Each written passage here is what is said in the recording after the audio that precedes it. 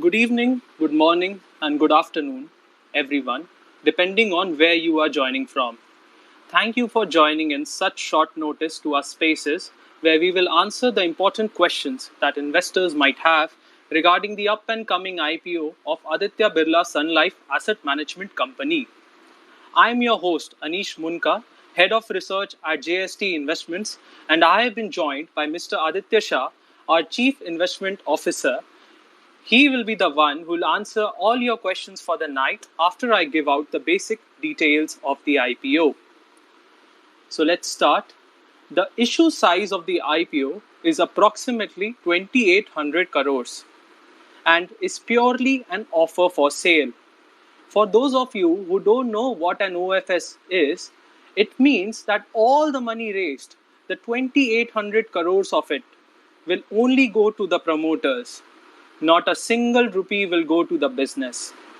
Promoters are selling 13.5% of their business, so after the IPO, promoter holding in the company will go down from 100% to 86.5%. Aditya Birla Sun Life AMC is a joint venture between Aditya Birla Capital, that is Aditya Birla's listed financial services entity, and Sun Life AMC, a global financial services organization with a total assets under management of $1.4 trillion, which is three times that of total Indian mutual fund assets under management. After the IPO, Aditya Birla Capital's shareholding in the company will go down from 51% to 50%, and Sun Life AMC's will go down from 49% to 36.5%. The promoters are asking for a market capitalization of 20,500 crores at the upper price band of 712 rupees per share. The issue is set to open from tomorrow, 29th of September, and close on Friday, 1st of October. This is the fourth largest AMC among the 40 asset management companies in India, with a market share of 8.3%, managing a total of 2.9 lakh crores as of June 2021, which it does across 118 mutual fund schemes, which includes 37 equity schemes, 68 debt schemes, 5 ETFs, and 6 domestic focused fund of funds. For context, we at JST Investments just have a single high conviction equity fund. Imagine the simplicity and focus behind it. That is all from me, and now I'll pass on to AS for the much more exciting content, after which we plan to have the Q&A. Thank you. Thanks, Anish, for the introduction. So, guys, let's get straight to it. Aditya Birla Mutual Fund or Aditya Birla Asset Management Company is coming up for an IPO. So, let's first discuss the structure of the asset management business that is there. So, what does a mutual fund really do? A mutual fund will pool the money of all retail clients that are out there. They will gather a lot of money from retail clients that are there and pool the money. And as per the mandate given by the unit holders, they will either invest in an equity product or a debt product or a liquid product that is out there. So that is the basic function of a asset management company, that it manages a lot of money for retail clients, and in return for that, the retail clients collectively pay an expense ratio that is there to the asset management company. So, how profitable are these schemes? So, on an equity scheme that is out there, asset management company makes near about 0.90% or 90 basis points to 1% of the AUM it makes as its own revenue that is there, or it charges as an expense ratio. These An equity scheme is the most profitable scheme for any asset management company that is out there. Therefore, you will see a lot of asset management companies trying to push their equity schemes because they are very profitable for them. The second part is the debt schemes. So what these asset management companies do, they let you invest in debt products for a variety of reasons. Some do it for tax planning purposes. Some do it just to diversify from fixed deposits. So these are the second type of products that are there. These are far less profitable than a equity mutual fund scheme that is out there. That mutual fund scheme is profitable anywhere between 30 basis points to 40 or 45 basis points maximum. And then there are liquid products that are out there where people park money for the short period of time. And these are the least profitable schemes that are out there. The profit margin here varies from 10 basis points to 15 basis points that is out there. So that's the basic structure of the asset management industry, where number one, equity schemes are the most profitable. Number two are the debt schemes, and number three are the liquid schemes that are out there. So what is Aditya Birla Mutual Fund coming out with? So on Aditya Birla Mutual Fund, 37% of its assets are invested in equity schemes. Rest of it is in debt schemes and equity and liquid schemes that are out there, right? So that is the basic structure of Aditya Birla Asset Management Company. That it has far lower equity AUM that is under consideration than let's say an HDFC AMC or an industry standard firm. Across the industry, all mutual fund companies have equity assets anywhere between 40 to 45%, but Birla Mutual Fund has equity asset base of 37%. That is the first point that is out there. The second point out there is that look, it is a non-bank mutual fund. So what do you mean by non-bank mutual fund? When you compare it to a HDFC mutual fund or an ICICI mutual fund or an SBI mutual fund, these guys do have their bank branches, which is able to distribute a lot of mutual funds that are out there. But Aditya Birla Mutual Fund does not have that convenience. So it has to continuously invest in distributors, as well as it has to also work towards the digital products that are out there to distribute their mutual funds that are there. That is the second big negative point for the company that is out there. The third negative point is that the company has been losing market share across the last 4 or 5 years. Um, for example, in 2018, their equity market share was somewhere around 10%. Now it has come down to 8.7%. So these are the two, three things that are out there which are not really great. On the positive side of it, if you look at it, on the asset management industry, it is a very good industry. It is a growing industry. The assets under management over the last 10 years have grown by 16%. And over the next 10 years, it is projected that it will grow anywhere between 12 to 14 to 16%. So the growth potential in this industry is very, very strong. That is the first point that is out there. The second point is that Aditya Birla has a strong brand that has been established over many years. The company was established since 1990s, and it continues to be amongst the top four AMCs that are out there. It manages 2.96 lakh crores, out of which 37% is in equity, the rest is in debt and liquid schemes that are out there. That is the second part of it. The third part of it is that let's come down to the valuation of it. The valuation of it is the promoters are asking for near about 7 to 8% of the total AUM that is out there. So how do you value a asset management company? You do not value an asset management company on the basis of the PE. You value them on the basis of what is the percentage at which the company is available as to the percentage of their total AUM that is there. The valuation of the company as a total percentage of the AUM that is there. So Birla AMC is available at 7% of equity AUM. HDFC AMC today is available anywhere between 18 to 20% of their total AUM that is there. A UTI AMC that is available at 8% of their total AUM that is out there. But a lot of UTI's AUM is under index funds and ETF, where the expense ratios are not really great. However, on Birla AMC, since the valuations are not cheap, but they are still not as expensive as an HDFC AMC, or looking at this growth potential and at the growth potential in the entire sector, we feel that look, okay, the valuations are not cheap, but if somebody is a long-term investor, he should definitely go ahead and look at this company, because Long-term potential of the whole sector is very, very strong. Financialization of savings as it comes about over the next 10, 15, 20 years, these asset management companies will make a lot of money.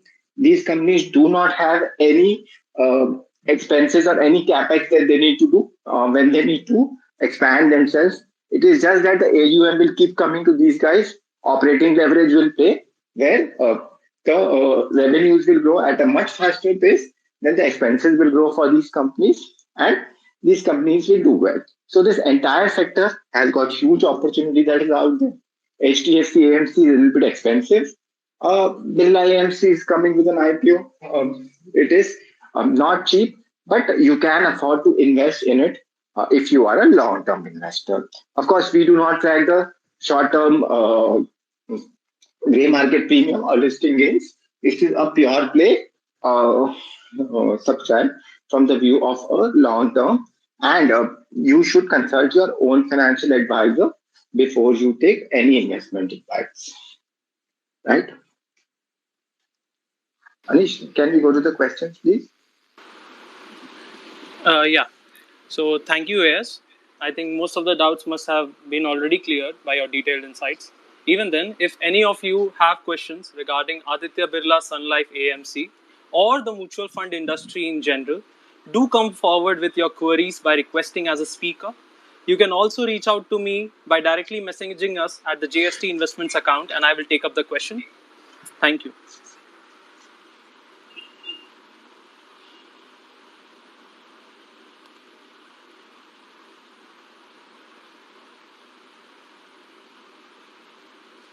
So, first question is from Mr. Ankit. Ankit ji, could you please unmute yourself and ask the question? Sir जैसे मुझे sir मैंने Indigo Paints आया sir, Glenmark Life Sciences आया sir, क्या संभावना है इनकी कि ये लॉन्ग टर्म में सर जो ग्लेनमार्क लाइफ साइंसेज है सर, फार्मा सेक्टर है सर, सर मेरे पास UTI mutual fund sir, UTI AMC भी मुझे आया था सर, कितने लॉन्ग टर्म तक के इसको होल्ड करना चाहिए सर? मैं सर वेरी लॉन्ग टर्म के लिए सर मैं फोलियो बनाता हूँ अपना सर, 10-15 साल 20 साल के लिए फोलियो ग्रेड करता हूँ सर मैं। तो सर जैसे अगर आईपीओ हिट होता है तो सर कितने लंबे टाइम तक इसको देखना चाहिए सर, इसको रखने के लिए?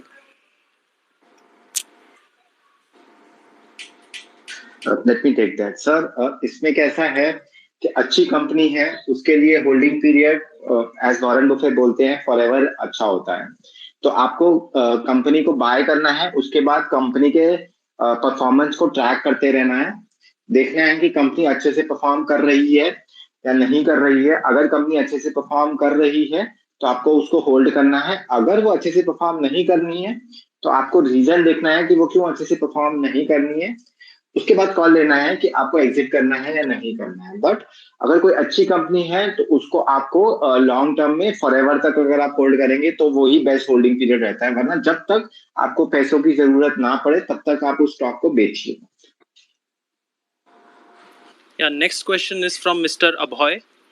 Could you please go forward with your question? I think he's out. So next question is from Mr. Girdhar. Girdhar ji, yes. Yes, my question is, so I'm thinking of investing as a long-term share in this mutual fund IPO. So there are some talks in rumors that the market is ripe for a fall. So in the next 6 months, would it affect the performance on this share? Okay, so let me take that. Look, only two people know what is going to happen in the market. One is God and the other is a liar. This is a famous quote by Warren Buffett. The point here is that we don't know what is going to happen tomorrow, nor do we know what is going to happen 6 months down the line.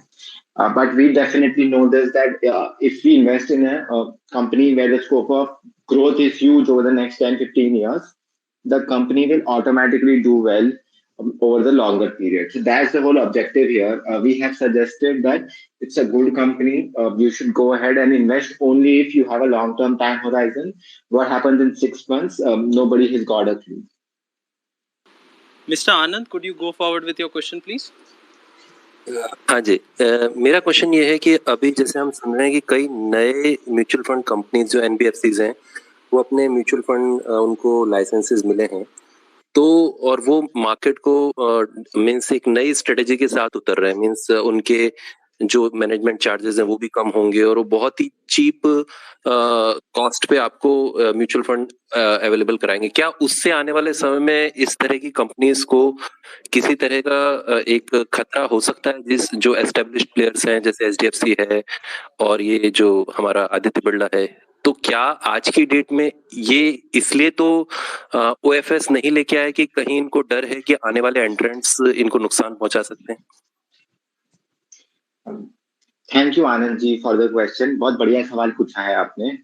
देखिए, India में asset management industry का scope बहुत बड़ा है, ठीक है। इनको इससे इनके एग्जिस्टेंस को इससे कोई भी खतरा नहीं है कि नए नए लोग आ रहे हैं। इनफैक्ट जब भी किसी इंडस्ट्री में नए नए लोग आते हैं तो उससे ये होता है कि एंड कस्टमर को ये फायदा होता है कि जो एक्सपेंसेस होते हैं वो कम होते हैं। ये बात बिल्कुल सही है कि एक्सपेंस रेशियोज जो है वो कम होंगे, बट इससे ये भी होगा कि जैसे जैसे नए नए प्लेयर्स आते रहेंगे, पेनिट्रेशन ऑफ म्यूचुअल फंड्स बढ़ता रहेगा। Point number 1। पॉइंट नंबर 2 ये है कि एक्सपेंस रेशियोज तो कम होंगे, बट जो नए प्लेयर्स आए हैं उन्होंने अभी तो एक्सचेंज ट्रेडेड फंड्स और इंडेक्स फंड्स में ही एक्सपेंस रेशियोज कम किया है।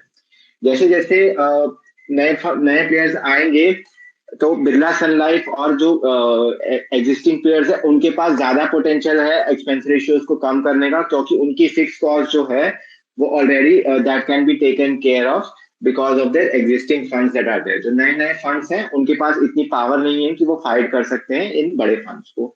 सो मार्केट में ये होगा, मार्केट में नए फंड्स भी आएंगे, मार्केट में पुराने फंड्स भी रहेंगे, और दोनों के एक्सपेंस रेशियोज कहीं पे जाके 2 3 4 साल के बाद मर्ज हो जाएंगे।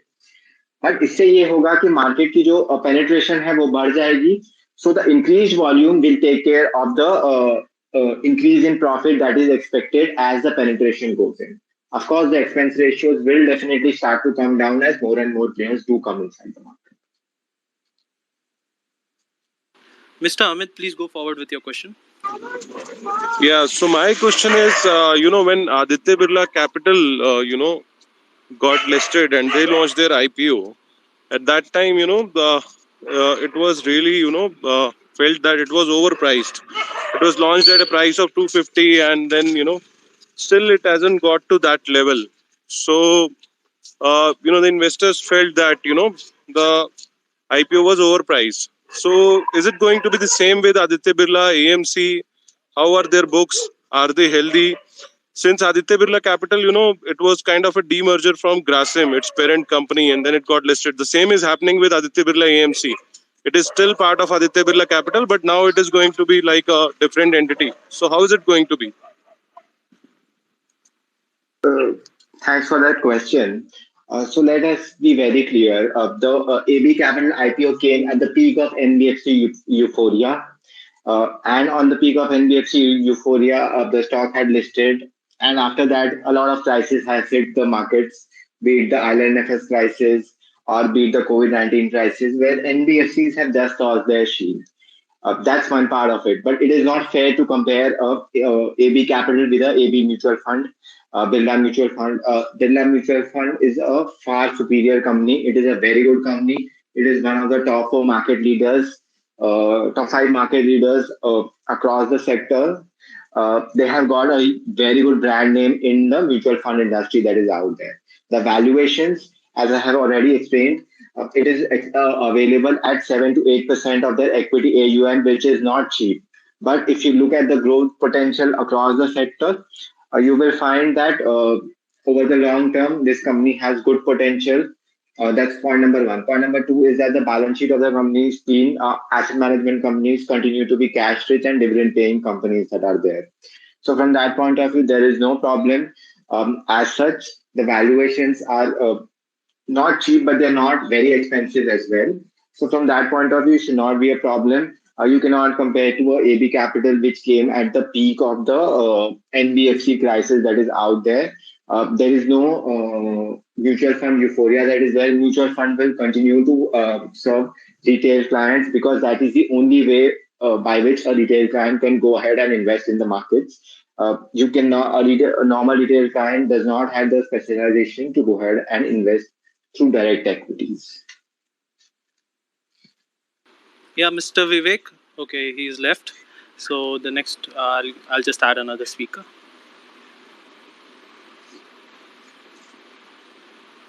Mr. Rohit, could you go forward with your question, please? So, investor in me seeing Aditya Birla mutual fund industry, rather not Aditya Birla mutual fund industry in two parts. Investor in me sees mutual fund today as a play more on Bharat in a tier 1, tier 2 or tier 3, 4 cities. And mutual fund industry is seeing a huge challenge and headwind in a urban India. Let's take a break up here. A mutual funds industry headwind in the urban cities is on the equity side. We are seeing a lot of talent pool are going on their own on the whether it is a personality driven PMSs or whether it is institutional driven PMSs which are carving out and offshoots of mutual funds in the past. Then we are seeing on the fixed income side, credit space is completely gone out of the MF space and gone towards structured credit or venture debt. And the ultra short term categories and short term categories are getting replaced by long short strategy. So the MF industry challenge in the first 5-6 cities is massive. But yes, the justification to this valuation will come because MF industry is doing a job of financialization, education, and the last mile connect and the savings habit which is getting inculcated.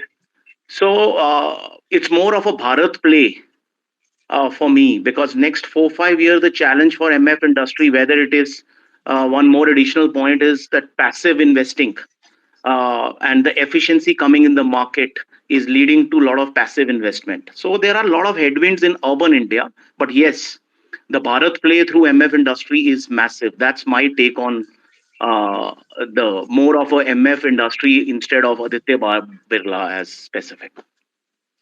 Thank you. Okay, let me set 2 or 3 contexts very straight. The context here is that yesterday I read an article where I have just read that the AUM of the PMS industry start to go down. That is the first point that is there, right? It does not mean that because people are learned, it will just mean that they will go to a PMS. Not necessarily. PMS on one hand are expensive, and a lot of PMSs do underperform. Let alone a mutual fund and index also. That is the first point that is there. A PMS is a rival, but it will definitely not replace a mutual fund because in a PMS you need 50 lakhs to invest, which is not the case with everybody that is out there. With a mutual fund, you can invest as low as 500 rupees, 1,000 rupees. That is the first point that is there. The second point that is there is that look, a mutual fund is irreplaceable because it gives very cheap alternative to retail clients to get a structured equity exposure that is out there, right? So these guys are never going to get replaced. Even in the United States, if you go ahead and see the active fund industry and the passive fund industry, both of them go tail to tail. So the point here is, of course, the active and the passive funds will also come in India. But will it mean that the mutual fund industry will face headwinds? Absolutely not. The industry will have to adapt. The industry will have to get smart beta, a lot of products that are there. The industry will adapt to it and the industry will grow and move on from there. So I don't personally see why a passive fund is a problem for the mutual fund industry. In fact, it is a product which is driving the financialization of savings scheme that is there. In fact, if I can speak for ourselves, we follow a passive plus active strategy both. Some of the equity mutual funds are doing really well over the last, not 1 year, let's not take 1 year, but over a period of last 3 to 5 years, they are doing really well. So we follow active plus passive strategy, and I feel that that's a very good strategy to follow. But anyone who follows a passive strategy also is just it's just fine, but it is leading to financialization of savings, which is very, very important.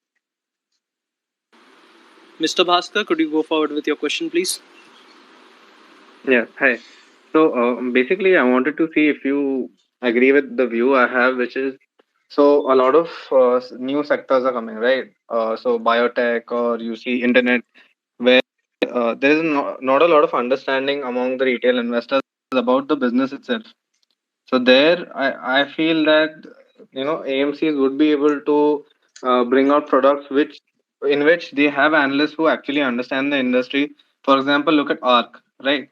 So they were able to bring out ETFs because they have, in a way, PhDs working for them who actually understand the industry that is disrupting.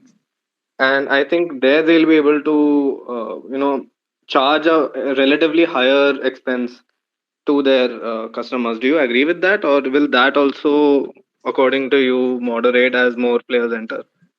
Look, definitely, all AMCs do have a technology fund that is out there, a pharma fund that is out there.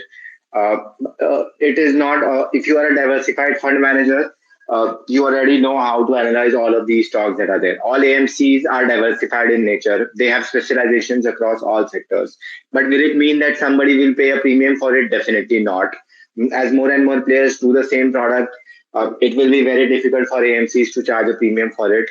Uh, they will not get a premium. They already have a product which is where they have a technology fund or a FMCG fund or a pharma fund that is out there. It has already been done. It is already in process.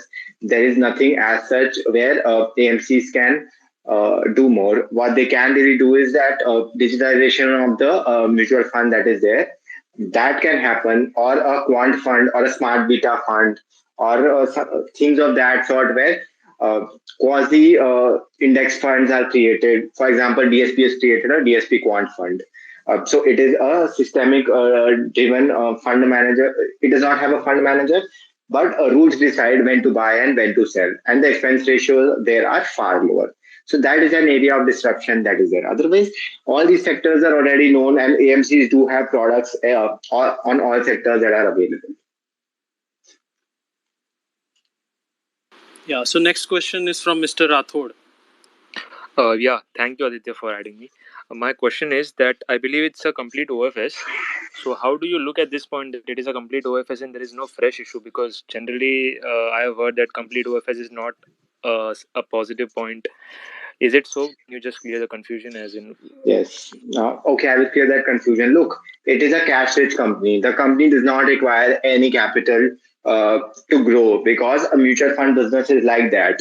On a mutual fund business, you don't require capital to scale up. You just require a good returns from the scheme and good branding together with good distribution.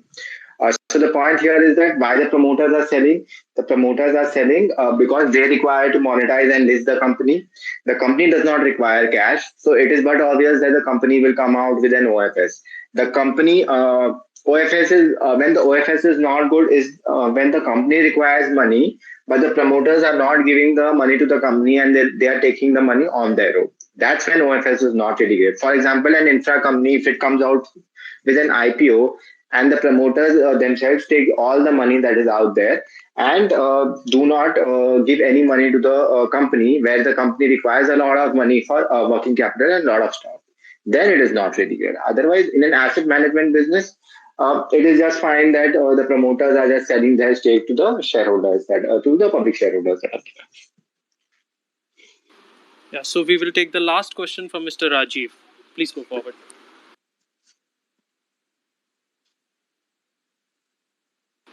Rajiv, you're on mute.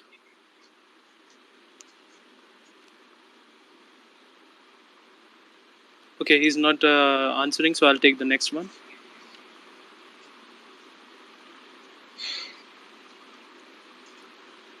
Mr. Anurag, could you go forward with your question, please?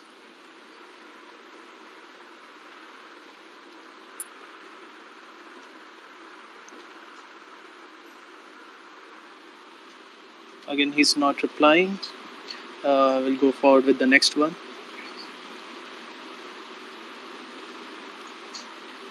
Yeah, Mr. Mahesh, could you go forward with your question, please? You are on mute.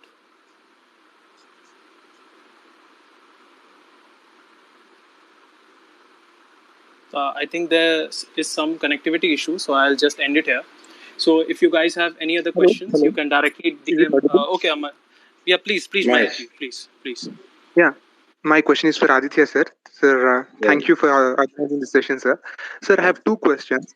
According to you, which is more important, either distribution strength or fund performance for a mutual fund? And my second question is, in the past we have seen many fund managers at some point of time exiting the company and starting their own PMS. Will it affect the company's performance? Because many people invest in a fund in a AMC by looking at the fund performance, and fund performance depend upon the fund manager.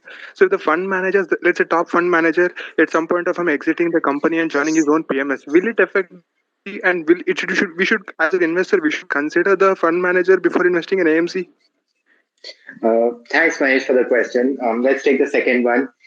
Definitely, if a fund manager is exiting the fund, you should be evaluating your position in the fund. You should be evaluating who is the new fund manager who is coming in and what is the strategy that he is following.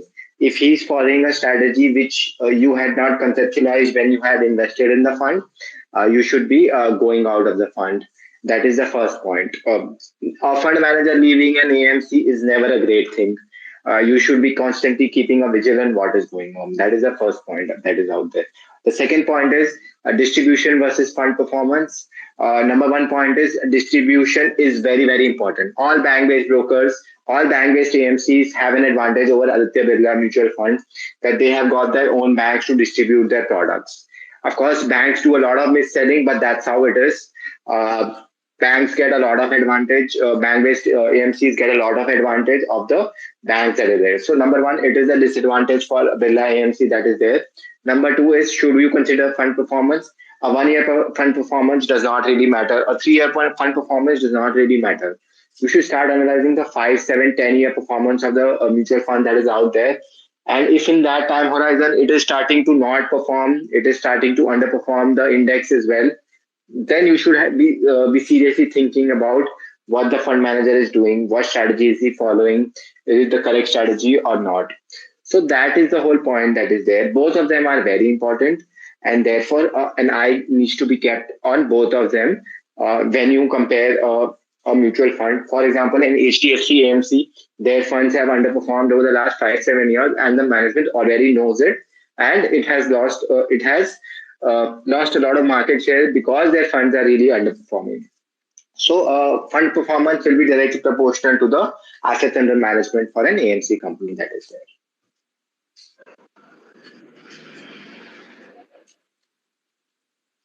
Yeah, so we'll end it here. So even now I see more than 20 requests to ask a question. So no worries, you can ask us the questions directly, message us, and we'll surely answer them. So thank you again, everyone, for attending at such short notice. Looking forward to more discussions like this as we have multiple spaces planned in the future. Good night, and please stay safe. Thanks a lot.